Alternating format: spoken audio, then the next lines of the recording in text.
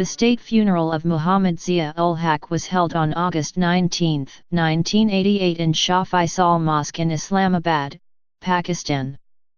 General Zia-ul-Haq was the President of Pakistan and the Chief of Army Staff, COAS, at the time of his death and died in a mysterious C-130 Hercules plane crash on August 17, 1988. Several conspiracy theories exist regarding this incident, as other high-profile civilian and military personnel also died in the crash, including the Chairman Joint Chiefs of Staff Committee General Akhtar Abdur Rehman and the United States Ambassador to Pakistan, Arnold Lewis Raphel. Zia's death was officially announced by Chairman of the Senate of Pakistan, Ghulam Ishaq Khan, simultaneously via Pakistani radio and television on August 17, 1988. Zia-ul-Haq was given a state funeral and buried in a specially crafted white marble tomb, adjacent to Shah Faisal Mosque in Islamabad. Khan, Zia's successor as president, also managed Zia-ul-Haq's funeral. The funeral was attended by key American politicians, U.S. Embassy staff in Islamabad, key personnel of the Pakistan Armed Forces, and chiefs of staff of the Pakistani Army, Navy, Air Force, and 30 heads of state, including the presidents of China, Bangladesh, Iran, Turkey, India, the Aga Khan, representatives of the crowned heads of Saudi Arabia, Jordan, and the United Arab Emirates. Crash. At 4:30 p.m. on August 17, 1988, the VIP flight took off from Bahawalpur Airport. On board the C-130 plane were a total of 31 people, including the President of Pakistan General Muhammad Zia-ul-Haq, the United States Ambassador to Pakistan, Arnold Raphel, General Herbert M. Wasim, the Chief of the U.S. military mission in Pakistan, and a group of senior officers from Pakistan Army. The plane had been fitted with an air-conditioned VIP capsule where Zia and his American guests were seated. It was walled off from the flight crew and a passenger and baggage section in the rear. The aircraft departed Bahawalpur early, ahead of a storm. For 2 minutes and 30 seconds, it rose into a clear sky. Takeoff was smooth and without problems. Suddenly the Bahawalpur control tower lost contact, and the plane plunged from the sky and hit the ground with such force that it was blown to pieces and wreckage scattered over a wide area. Witnesses cited in Pakistan's official investigation said that the C-130 began to pitch in an up and down motion while flying low shortly after takeoff before going into a near vertical dive, exploding on impact, killing all on board. There were many investigations into this crash, but no satisfactory cause was ever found. Investigation. Washington sent a team of United States Air Force officers to assist the Pakistanis in the investigation, but the two sides reached sharply different conclusions. U.S. conclusions. Mrs. Eli Raphel and Brigadier General Wasim's widow were both told by U.S. investigators that the crash had been caused by a mechanical problem common with the C-130, and that a similar incident had occurred to a C-130 in Colorado which had narrowly avoided crashing.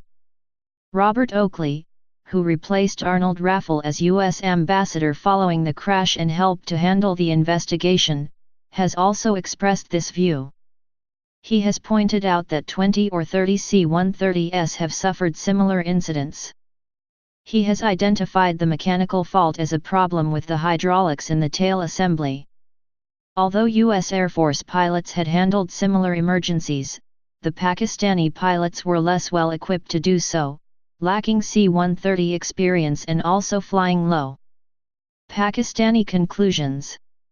Some weeks after the crash, a 27-page summary of a secret 365-page report was released by Pakistani investigators in which they said that they had found evidence of possible problems with the aircraft's elevator booster package, as well as frayed or snapped control cables. Analysis by a U.S. lab found extensive contamination by brass and aluminium particles in the elevator booster package, but the report said failure of the elevator control system due to a mechanical failure is ruled out. It cited the aircraft maker Lockheed as saying that even with the level of contamination found in the system, they have not normally experienced any problems other than wear. The report concluded that the contamination of the elevator booster package might at worst have caused sluggish controls leading to overcontrol but not to an accident. In the absence of a mechanical cause, the Pakistani inquiry concluded that the crash was due to an act of sabotage.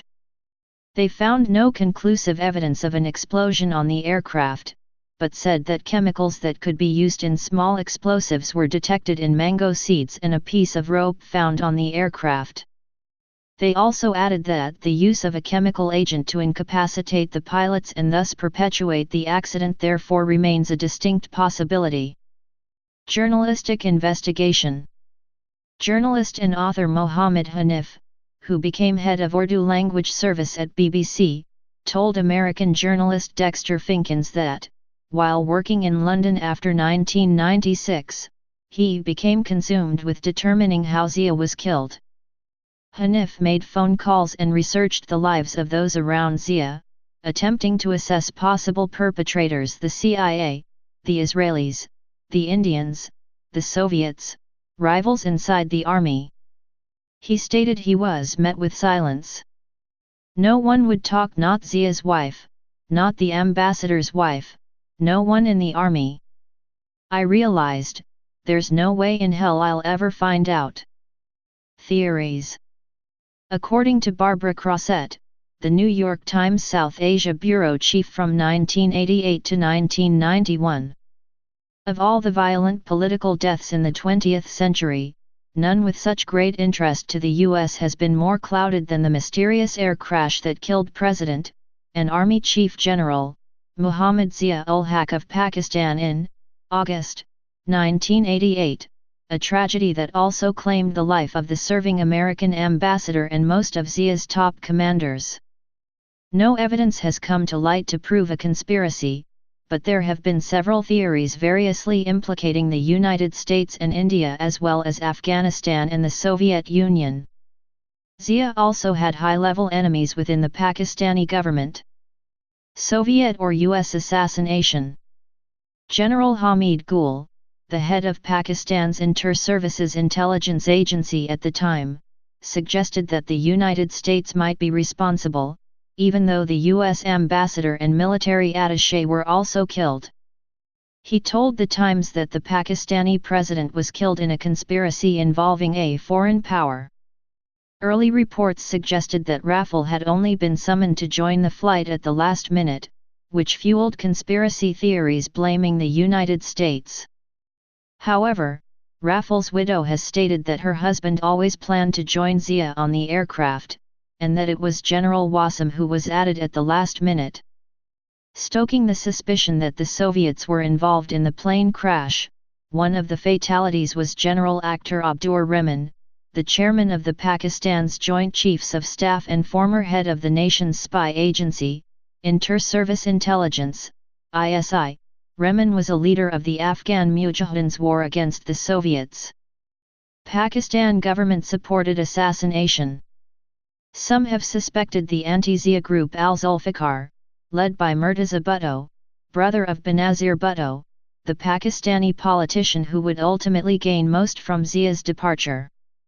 Zia's son Ijaz-ul-Haq told Barbara Crossett a year after the crash that he was 101% sure that Murtaza was involved. Benazir Bhutto suggested that the fatal crash might well have been an act of God. Revenge assassination by pilot. It was mentioned in the Sunday Times on August 24, 2008, that the pilot of the C-130, Wing Commander Mashhud Hassan, had previously confided to an associate of Abdul Qadir Khan that he hated President Zia, and held him responsible for the August 1988 murder of Allama Arif Hussain Hussaini, who was the chief of the Tehrik-Nafaz Jafariya, the largest Shia Islam organization in Pakistan. According to reports, Hussaini emerged as a go-between for Tehran and Pakistan, first for arms, and ultimately in the transfer of nuclear technology. Tehrik-Nafaz Jafariya blamed then Corps commander and governor of Khyber Pakhtunkhwa, Lieutenant General Faisal-i-Haq, who was Zia's right-hand man. After the murder of Husseini, Hassan threatened that the day Zia flies with me, that will be his last flight. Mossad Assassination. Writing in the fall 2005 issue of World Policy Journal, former U.S. Ambassador to India John Gunter Dean blamed Mossad, the Israeli intelligence agency, for orchestrating Zia's assassination in retaliation for Pakistan developing a nuclear weapon to counteract India, and to prevent Zia, an effective Muslim leader, from continuing to influence U.S. foreign policy. Pakistan Army supported assassination. People have also pointed to some senior dissatisfied generals of the Pakistan Army itself. General Mirza Aslam Beg, who became Chief of Army Staff following Zia's death, witnessed the crash from his aircraft, which had just taken off.